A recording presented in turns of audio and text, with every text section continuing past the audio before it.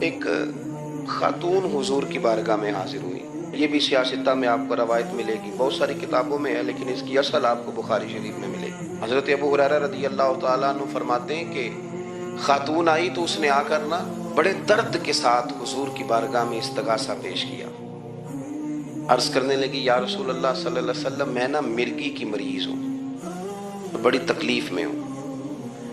یہ جو مرگی کا مرض ہوتا ہے یہ اعصابی بھی ہے، جسمانی بھی ہے. ذہن کو کنٹرول کرتا ہے اور انسان جسمانی طور پر بھی بالکل اس وقت جب دورہ ہوتا ہے مفلوج ہو جاتا ہے، ذہنی طور پر بھی خوشی غمی آنا جانا دشوار ہو جاتا ہے انسان کے لیے. تو وہ خاتون عرض کرتی ہے یا رسول اللہ صلی اللہ علیہ وسلم، مجھے مرگی ہے، کریم آپ دعا فرمائیں، رب مجھے شفا عطا کر دے. حضور دعا فرما دیا کرتے، اللہ تعالیٰ نے میرے محبوب کے وجود کو شفا بنایا تھا. لعاب دہن مولا علی کی آنکھوں پہ لگائیں تو رب کریم فوراً شفا عطا فرمائے.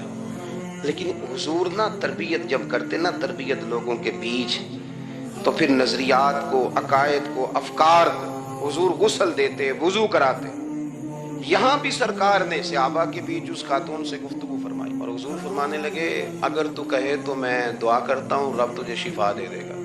حضور فرمانے لگے اگر تو کہے میں دعا کرتا ہوں اللہ شفا دے گا. اور فرمایا اگر تو کرے صبر تو میرا وعدہ ہے رب بغیر حساب کتاب جنت عطا کرے گا. اب یہ سوچ ہے، یعنی ہمیں جب چانس ملتا ہے دنیا اور آخرت میں چیزوں کو عکس کرنے کا تو آپ نظر دوڑا لیں دائیں بائیں کہ لوگوں نے توجہات کہاں اپنی مرکوز کی ہوئی.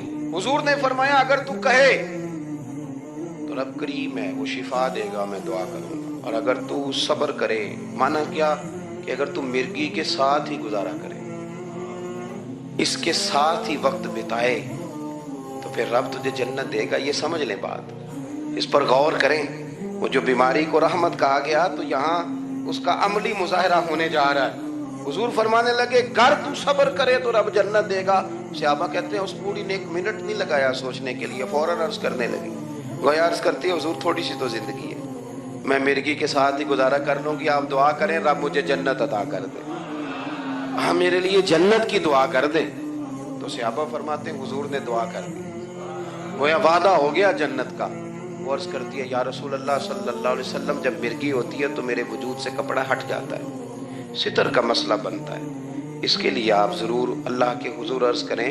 تو سرکار نے دعا کر دی. صحابہ فرماتے ہیں کہ وہ دیر تک موجود رہیں، دیر تک. حضرت عثمان غنی کے زمانہ مبارکہ تھا، وہ بوڑھی موجود رہیں. جب بھی انہیں مرگی ہوتی تھی کپڑا اپنی جگہ پہ موجود رہتا تھا. اور جب ہم سے کوئی کسی جنتی کو دیکھنے کا سوال کرتا تھا تو ہم کہتے تھے اس بوڑھی کو دیکھ لو، اسے دنیا میں ہی حضور نے جنت کی بشارت عطا فرمائی. تو جو سمجھنے کی بات ہے وہ یہ ہے توحید، رسالت، قبر، حشر، اس کے بارے میں اپنے نظریات کو صاف ستھرا رکھیں.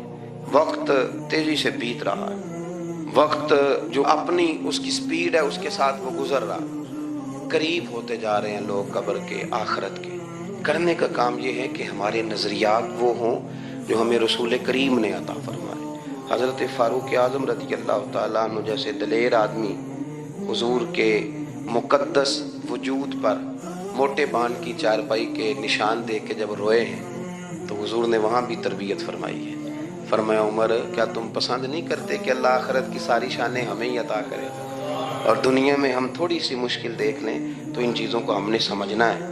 یہ چیزیں ہمیں جینے میں آسانی پیدا کریں گی، ہمارے لیے مددگار ثابت ہوں گی، ہمارے افکار کو یہ تازہ رکھیں.